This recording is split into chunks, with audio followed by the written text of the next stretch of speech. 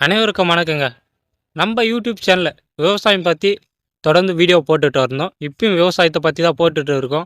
ஆனா, நீ விவசாயம் பண்ணி வீடியோ போட மாட்டேன்றாங்க. அது ஏன்னு இன்னைக்கு நான் சொல்றேன். பின்னாடி இருக்குல்ல எங்க நிலம் தான். தண்ணி இல்ல. முக்கியமா எங்களுது பார்த்தீங்கன்னா, விவசாயம் பண்ண. மழை காலத்துல மட்டும் தான் விவசாயம் பண்ணுவோம். மீதி நேரத்துலலாம் இந்த மாரி கடலகா இருக்கும்.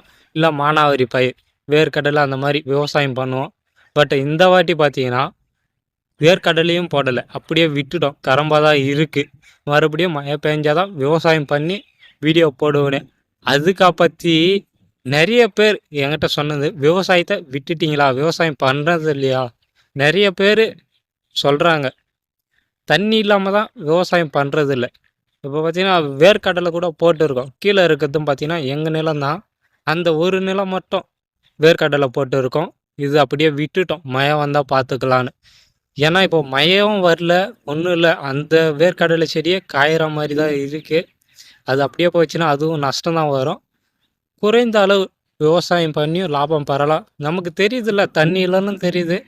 அதுக்கேற்ற மாதிரி விவசாயம் செஞ்சுக்கணும். தண்ணி இருக்கும்போது ஃபுல்லாக செய்யணும். தண்ணி இல்லையா, குறைந்த அளவு விவசாயம் பண்ணி அதில் லாபம் பார்க்கணும்.